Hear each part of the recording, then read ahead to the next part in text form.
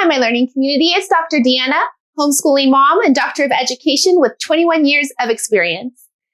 If you're not yet a part of my learning community online and YouTube with all of the free resources, lessons based in research for your learning little, and tons of tips for families and parents, hit that subscribe button because my goal is to grow a community online that gives resources and support for parents who are supporting their child's learning at home. So today's topic is about tools and must-haves for teaching writing to your learning little at home. Whether you're homeschooling or filling in some gaps and getting them ready for the next grade level, these tools are really great for children about 5 to 7 years of age. And I'll walk you through some of the different options. Hang out till the end because I have a couple of different things and suggestions. And I definitely make sure to give you options that won't break the bank.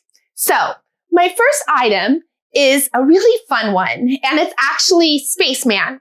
This is the teacher or the grown-up Spaceman. You can actually buy whole class sets. But for the home environment, I find that just buying the teacher one is just enough. And this comes from reallygoodstuff.com. It's an online website and it won't break the bank. You can get it on Amazon. I will put the links below. So no problems there. But Spaceman is really a great visual tool for your child to be able to make spaces between their words. And that's often a really difficult concept for children because it's a little bit abstract. They want to push those letters together. And so if we show them to clap their words and then we use a visual like Spaceman, that really helps too. Now, if you don't want to get to Spaceman for whatever reason, using 2-finger spaces usually does the trick. And I will say that you can use a clothespin as well. So those are just a couple of options. But, if you were doing a lesson with your child and wanted to show them spaces between the words, this actually has a magnet on the back. So if you have a whiteboard that's magnetized, you could definitely do that.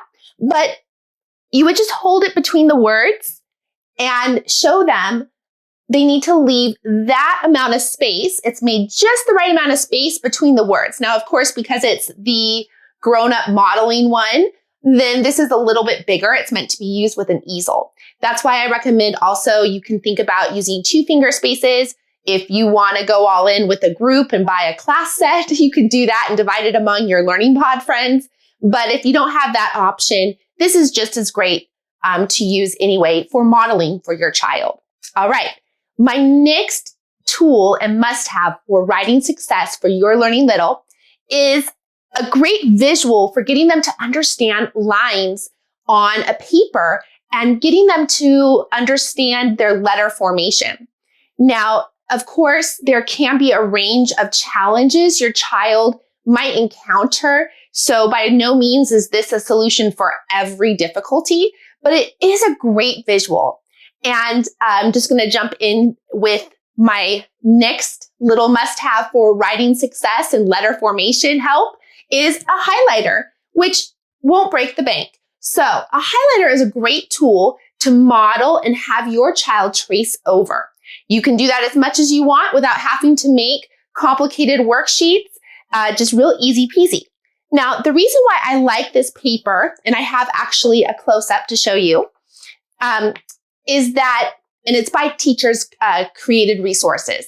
So I like the fact that it has this visual for children of the ground with a flower. And then we have the sky with the sun and the cloud. And that gives the children a visual. And so there's a whole little story that goes with it. You can tell them, to reach up towards the sky. And so if I were to use this with a child in the home setting, and of course, I wouldn't need to, in that case, tape it to a board. I could actually have it flat and be sitting right next to them in just that more homeschool, home setting type of environment. But just for the sake of modeling, I can use this to really demonstrate to children and get them to buy into and engage with that concept of letter formation. So for the A, for example, you might tell a story about going up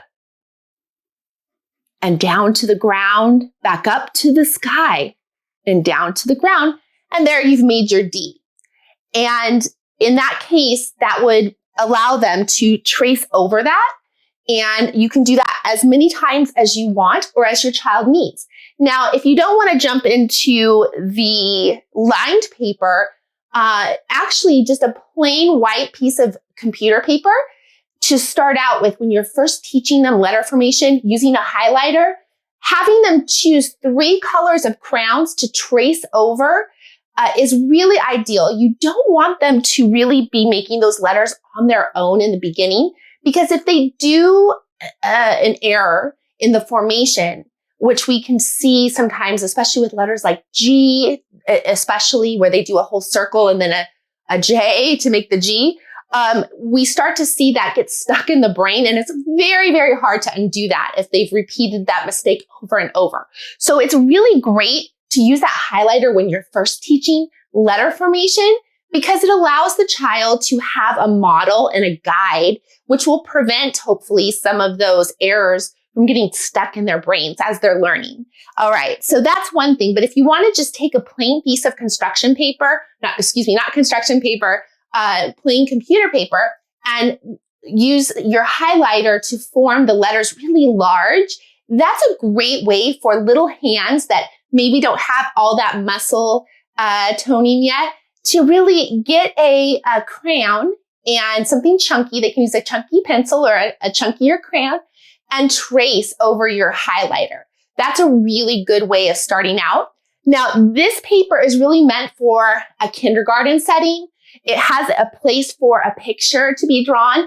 And I love that because sometimes it's less intimidating for children to start writing when they first draw their picture. So never be afraid to let your child start out by illustrating and let them say, you know, I'm an illustrator. I'm going to draw my picture and then I'm going to tell all about it. And that's a really great way to jump into the writing experience without being overwhelming and to help the child ease into it. So I really like this option here. It has a space. The other thing I like about this paper, and you know, if you've watched my video about whiteboards, is I love that whiteboards are so easy to erase. Well, this is the next best thing, because this paper by Teacher Creative Resources is really sturdy. And so if the child needs to erase, it's going to be less likely to tear. So that's also a very good benefit to this paper. If the child is outgrowing this stage, they need some more lines, there is paper that comes without the picture section. So you can choose to do that. And of course, by about 2nd grade, unless there's some other challenges going on like dysgraphia or dyslexia, by about 2nd grade, you probably will want to help them transition over to at least larger lined notebook paper. But this is a great way to start out for children to help them really understand that letter formation. All right, well, again, subscribe, as I have tons of parent tips and learning videos that are grounded in research. I look forward to teaching to your little learner one child at a time.